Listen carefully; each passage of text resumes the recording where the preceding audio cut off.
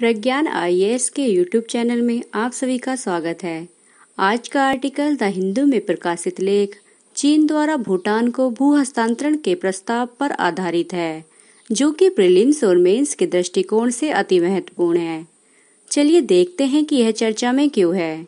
हाल ही में चीन ने एक बार पुनः वर्ष 1996 के भू हस्तांतरण के प्रस्ताव की ओर संकेत देते हुए भूटान और चीन के सीमा विवाद को सुलझाने के लिए भूटान को एक समाधान पैकेज का प्रस्ताव दिया है।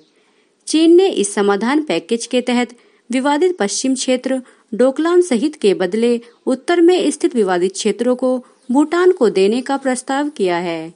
गौरतलब है कि इससे पहले वर्ष 1996 में चीन ने भूटान को पश्चिम में स्थित 269 वर्ग किलोमीटर की चारागाह भूमि के बदले उत्तर में 495 वर्ग किलोमीटर के घाटियों वाले क्षेत्र को बदलने का प्रस्ताव रखा था।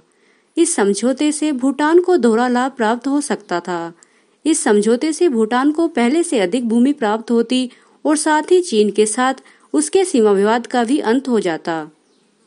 परंतु यह समझौता भारत के लिए एक बड़ी चिंता का विषय था, क्योंकि डोकलाम क्षेत्र के चीन के अधिकार में आने के बाद यह चीनी सेना को सिलीगुड़ी गलियारे के रणनीतिक रूप से संवेदनशील चिकन लेक तक सीधी पहुंच प्रदान करेगा।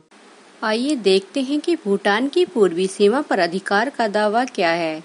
इस प्रस्ताव के अतिरिक्त हाल ही में चीनी विदेश मंत्रालय ने भूटान के सक्तेंग शहर के निकट स्थित पूर्वी सीमा पर भी अपने अधिकार के दावे को दोहराया है।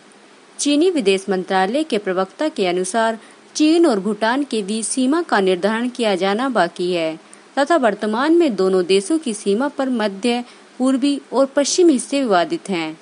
हालांकि भूटान ने सक्तेंग क्षेत्र में चीन के दावे का विरोध किया है। भूटान के अनुसार वर्ष 1984 से भूटान और चीन की सीमा वार्ताओं में सिर्फ दो क्षेत्रों को शामिल किया गया है। पहला उत्तर में पसमलंग और जकरलुंग घाटी, दूसरा पश्चिम में डोकलाम और अन्य चारागाह। अरुणाचल प्रदेश से लगी हुई भूटान की पूर्वी सीमा पर चीन और भूटान के बीच कोई भी विवाद नहीं रहा है। वर्ष 1984 से वर्ष 2014 के बीच भूटान और चीन के बीच हुई 24 दौर की सीमा वार्ताओं में भूटान के पूर्वी क्षेत्र में स्थित सक्तेंग क्षेत्र के मुद्दे को कभी भी नहीं उठाया गया था। चलिए देखते हैं कि इसका उद्देश्य क्या है। विशेषज्ञों के अनुसार चीन द्वारा भूटान की सीमा पर किया गया नया दावा भूटान को चीन द्वारा प्रस्तावित सीमा समझौते को मानने पर विवश करने की एक नई रणनीति हो सकती है। साथ ही चीन ने भूटान को इस बात का भी संकेत देने का प्रयास किया है कि यदि भूटान चीन के प्रस्ताव को नहीं मानता है तो भविष्य में चीन का दावा बढ़ सकता है।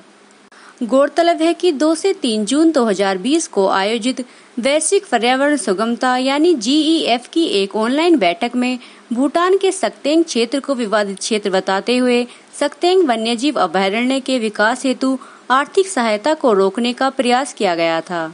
इससे पहले चीन ने अरुणाचल प्रदेश के संदर्भ में भी भारत के समक्ष इसी प्रकार का प्रस्ताव प्रस्तुत किया था, जिसके बाद वर्ष 1985 में चीन ने अरुणाचल प्रदेश के तवांग क्षेत्र पर अपना दावा प्रस्तुत किया। चलिए अब देखते हैं कि इस सब का भारत पर प्रभाव क्या होगा। डोकलाम क्षेत्र में चीन की पहुंच भारत के लिए एक बड़ी चिंता का कारण बन सकती है। वर्ष 2017 के डोकलाम विवाद के समय भी भारतीय सेना की कार्यवाही का उद्देश्य भूटान की सहायता के साथ साथ रणनीतिक दृष्टि से भारत के लिए महत्वपूर्ण इस क्षेत्र को चीनी हस्तक्षेप से बचाना था। हालांकि भूटान ने डोकलाम में चीन द्वारा सड़क निर्माण के प्रयास को भूटान और चीन के बीच 1988 और 1998 की संधि का उल्लंघन बताया था। वर्ष 2007 की भारत भूटान मैत्री संधि के तहत दोनों ही देशों ने राष्ट्रीय हितों से जुड़े मुद्दों पर मिलकर कार्य करने पर सहमति व्यक्त की है। आइए अब देखते हैं कि भारत भूटान मैत्री संधि क्या है। इस संधि पर 8 अगस्त 1949 को दार्जिलिंग पश्चिम बंगाल में हस्ताक्षर किए गए थे। इस संधि के तहत भारत को विदेश मामलों, आर्टिकल 2 और रक्षा से जुड़े मामलों में भूटान को सलाह देने पर सहमति व्यक्त की गई थी। अगस्त 2007 में इस संधि में सुधार करते हुए दोनों देशों के बीच एक नई संधि पर हस्ताक्षर किए गए। आज का आर्टिकल यहीं समाप्त होता है। धन्यवाद।